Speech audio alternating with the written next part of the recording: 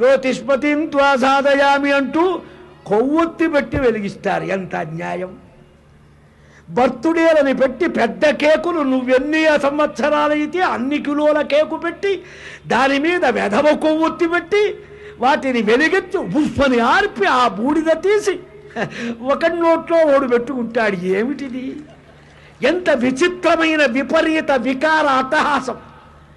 అన్య సంస్కృతిని అలవరుచుకొని పూసుకోవటం, మన భారతీయ దివ్య పవిత్ర ధార్మిక ఆర్ష సంస్కృతి వైభవ ప్రాభవాలని మరిచిపోవటం, అవివేకాన్ని నెత్తిన తెచ్చిపెట్టుకోవటం. పుట్టినరోజు నాడు చక్కగా గోవు ఘృతంతోనో తైలంతోటో ఒత్తి వేసి చక్కగా ముత్తైదుల కృష్ణలీలలో రాముడి విజయాలో చెప్పి చక్కగా హారతులు ఇచ్చి మాడును అద్ది హారతి ముఖానికి అద్ది ఆశీర్వదించడం పుట్టినరోజా? కొవ్వొత్తి వెలుగొచ్చి బూడిద చెయ్యటం ఇదెక్కడ కర్మ? 50 ఏళ్ళు బతికేవాడు 30 ఏళ్ళ కృష్ణార్పణం కావటమా? ఈ కొవ్వొత్తి ఏమిటి? ఈ డబల్ రొట్టెలు తింటామేమిటి? కేకులేమిటి? చక్కగా చలివిడి తినరాదా? స్వీటు పెట్టుకోరాదా? గులాబ్ జామ్ పెట్టరాదా? మనకు హీనమైన నీచమైన అన్య అనుకరణ చాలా పెద్దదండి. మనల్ని నిజంగా పాడు చేసింది పాశ్చాత్యులు.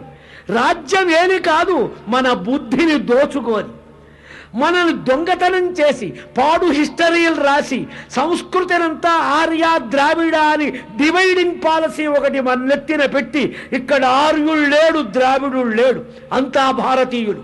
ఇది పురాణ ఆర్ష వాంగ్మయంలో చక్కగా పురాణాలన్నీ చూసి చెప్పిన మాట ఇది. ఇందులో ఎట్టి సందేహం మీకు అక్కరలే. ఆర్యం ద్రావిడ అనేది కల్పన, అభూత కల్పన, మనల్ని పాడు చెయ్యటం బాగా తెలిసిన ఆంగ్లేయులు పెట్టినటువంటి మహత్తర వ్యామోహ పిశాచం అది. కాబట్టి మన సంస్కృతి చాలా గొప్పది. ఎంతో 100 ఏళ్ళు జీవనం ఉండాలి. శతాయుర్భవ శతమానం భవతి శతమనంతం భవతి.